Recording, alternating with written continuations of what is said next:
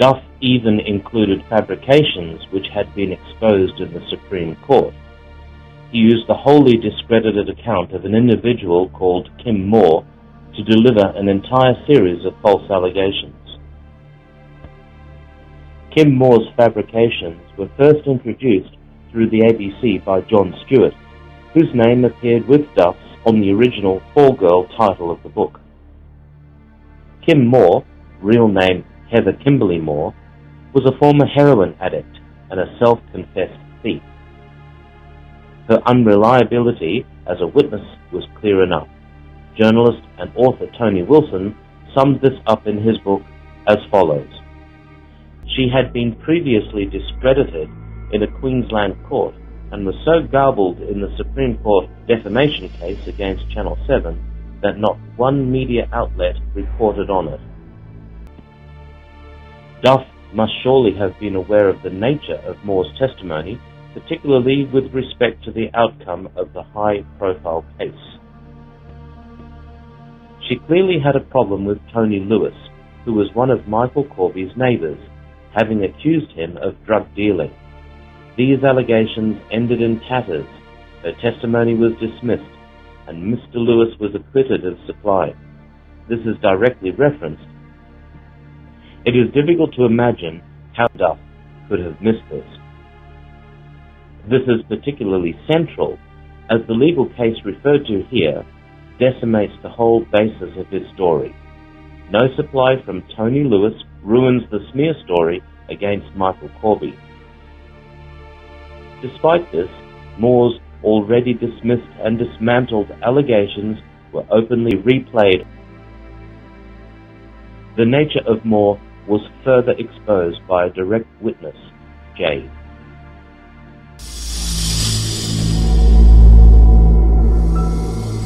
Thanks for doing this interview, and I'm really hoping that you can throw some light on Kim Moore and her allegations about Michael Corby. Cole said to give you a call that you actually know Kim quite well, and he's made some he raised some points with me about how Kim came to you for some help. Like when Kim told these lies as well, and when Kim came to me, I tried to tell them that she was lying and not to use her, and they didn't listen.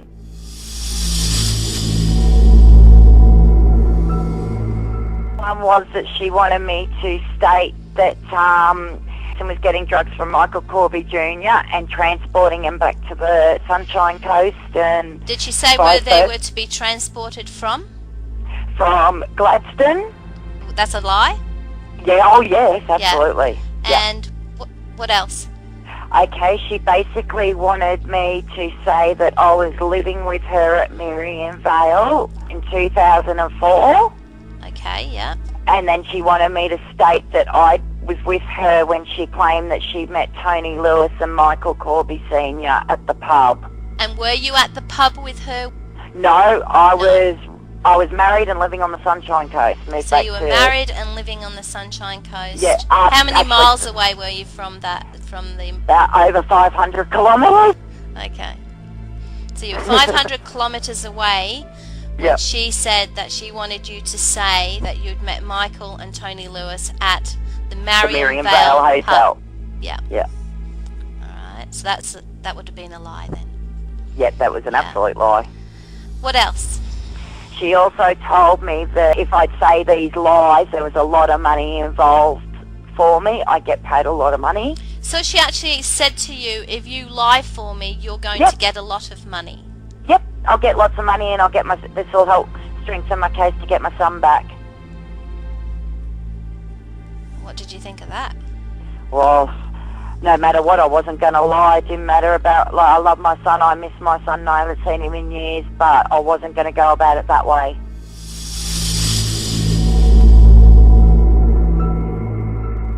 Now, I'll just jog your memory, because Cole told me a couple of things. Yeah. Passports. Yes. What can you tell me about that? Okay. When they came to interview me with Kim, they came to visit me at Caboolture with Kim again, and this was some time after, would have been June, July, maybe June, July 2008, perhaps.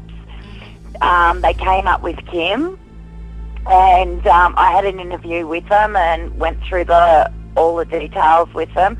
Anyway, about 45 minutes later, I get this desperate phone call from one of the guys. I think his name was going to me, Jake, Kim's informed us that you've got fake passports of Michael Corby Jr. and is that correct? I'm going, I beg your pardon? And he's going, Kim has told us that that you've got fake passports. I go, what are you talking about? I said, I'm not in any possession of any passports. I said, I don't even have one of my own. And he's going, are you sure? He's going, we're willing to pay big dollars for these passports. Are you sure you don't have them? You sure you can't get them? And I'm going, I'm positive. I can't get them and I'm not in possession of any passports. I said, it's a lie. I said, she's lying. And I said, and I turned around and said, if I were you, I'd be careful because she's lying about a lot of things. So you told me that she'd lied about a lot of things? Yes. And he works for... But also one of these or was also there as well. Right. Did you get an opportunity to actually tell that you'd had past dealings with Kim and she had told lies as well? Or? I tried to get people's attention, but nobody would listen to me.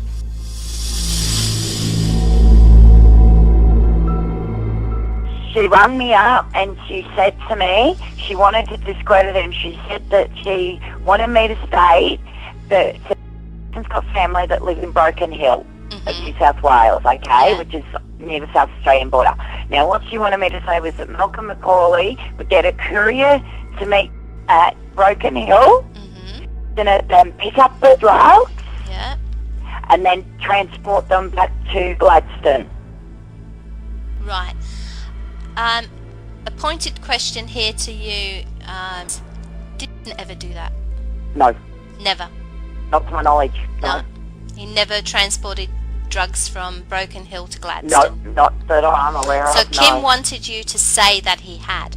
Yes, yes. And Malcolm McCauley was part of this lie? Yes. And it happened to be the day that he came out and it hit our front pages up here in Queensland.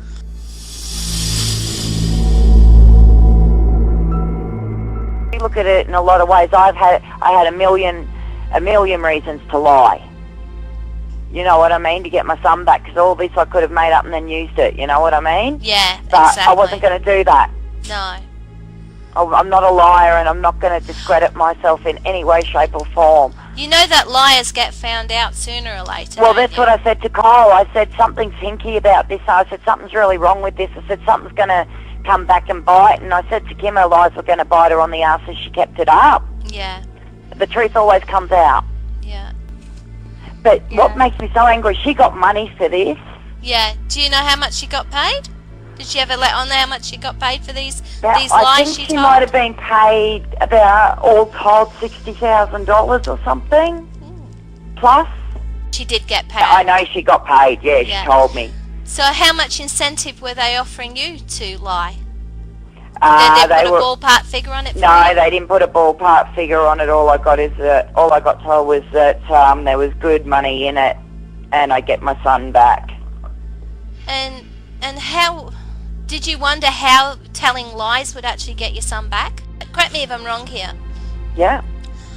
If you lied and said that your ex-partner was a drug runner, then he would be unfit to be the parent of the... That's correct. And then he would have been maybe charged, and then you would have got custody. Is that the emotional game they were playing? Yes. You played the game of saying he was a drug dealer, well, he would be seen to be an unfit father, and then you would get custody of your son. That is very correct. So that's that is what they used as a bargaining chip for you. Yeah, basically, yep, that was it. Plus money, they did offer me money too. Yeah. But no matter what, Jade, you just stuck to the fact that, well, lies aren't going to get me what I want, and they will eventually come back and bite me on the bum if I do lie. Is that right? That's exactly right.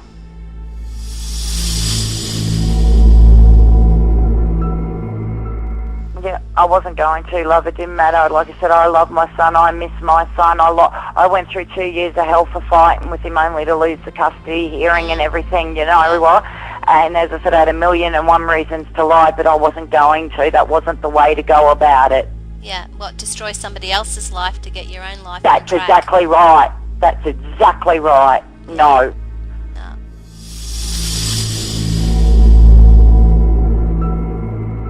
Can I just ask, I just want to clarify something with and you.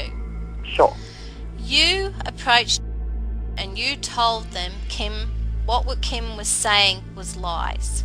Yes, I rung which I'm pretty sure is the... I had spoken to him, and in conversation I told him that she was lying. She was lying. Yep, and he didn't seem to heed what I was saying. Did he say anything to you? No, nothing at all. Nothing at all. And they ran the story? Yep, they went with the story anyway. And how did you feel about that? I was so angry. Yeah. Really angry. I wish a journalist or something had come to me, you know, and then I could have set the record straight, and I would have said it on camera, she's a liar. And then maybe Chappelle wouldn't be in jail. Yeah, exactly. No, I just wish some people were listening to me. You know, like, when I didn't get any response from these guys when I tried to tell them they were lying, it didn't give me any incentive to want to push it. All it did was make me want to run the other way and not have anything to do with it. After that, it was just like they did not want to hear from me again. They didn't want to speak to me again. Yeah. It just meant destroying so many lives, but I've got more integrity than that, and I'm a respectful human being, and I'm not going to destroy someone else's life just to benefit something that, in the end, I'd only lose anyway. Duff, however, afforded her huge significance in his output, presenting her as entirely credible.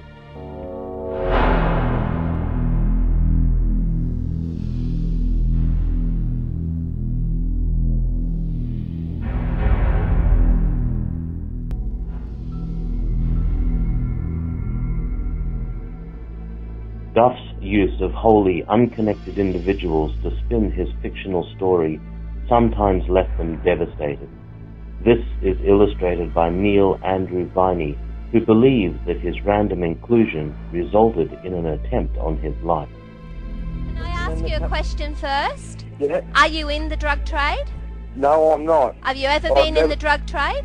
No. You've never been in the drug trade? No.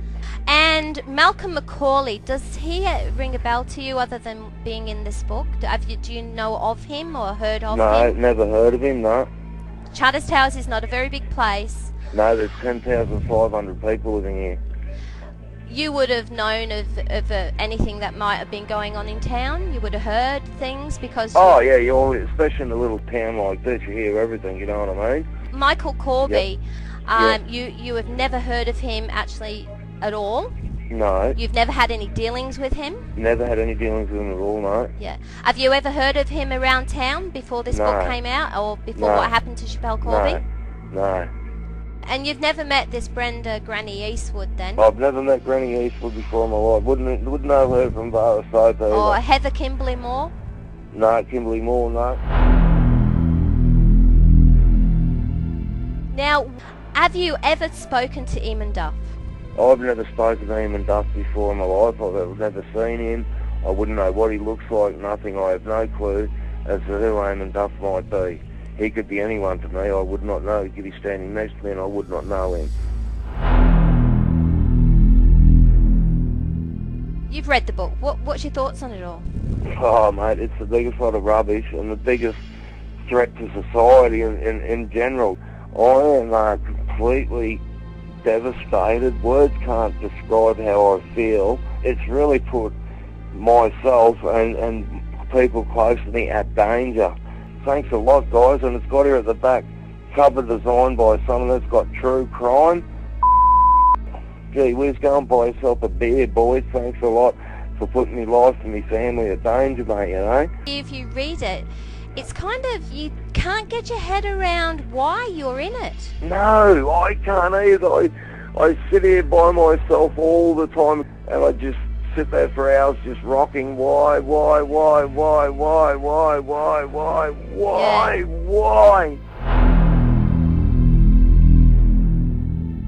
way they've come up with it on a sunny Saturday morning in May that year, the same month as Chappelle's verdict and Barley Williams woke up in a menacing mood, how would he even know that? Why would... And then after gathering 7 people together, why is that? Yeah. How does he know that? Do I have something to do with Chappelle's verdict or something? This is where it's so wrong. It's like people creating problems for people. The way this is written is creating a picture there of some nastiness. Neil? Yep. You got shot. I did, mate, yeah. Yeah. When did you get shot? 6th of March. What time of day was it? It was about 1 o'clock in the morning. I was in bed and I heard a knock at the door. Yeah. And I went to the door. Yeah. And I said, who's that? And they said something, and I opened the door up. Yeah. And this bloke had a gun to me and he said, we're coming in, let me in, you know what we're here for. And I just said, what? And just pushed this gun out of my face and pushed him down the stairs, and he fell back, and as I was closing the door, he let a shot go. Yeah. And I've now got to have surgery on my leg. It's an absolute mess. There's holes all through the bottom of my leg, which I'd like to get you a photo of that too. And if you'd seen my house, slugs went to just at the end of my son's bed. There are bullet holes in the wall as high as my chest and my head, and it went all the way from the front door to my kitchen. You called the cops on this? Yeah. Right. What did they say? It took them like 40 minutes to get here, nearly an hour. When they got here, the cop Sheila was on the radio, and you know what she was saying? What? He has an entry wound in his toe and an exit wound out his calf. So how's your leg now? Have you got it sort of... Oh, mate, I can't go anywhere, mate. I've got to sit here with it up, you know what I mean? If I stand up too long, my leg turns purple. What's he doing? He's setting people up for all this aim and duff. Take some responsibility for your writing, mate, instead of creating problems for innocent people, mate.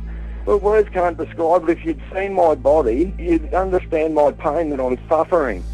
Mentally, it's just, mate, it's beyond post-traumatic stress, mate. It's to the point where you're just sitting there. When you're by yourself, you don't like being by yourself, your heart starts racing, you're numb, you're going into some kind of thing that you can't even begin to describe. A doctor wouldn't even understand it, mate. And I can only put it down to the shock and terrifying nature of the predicament that I've been put in thanks to that book.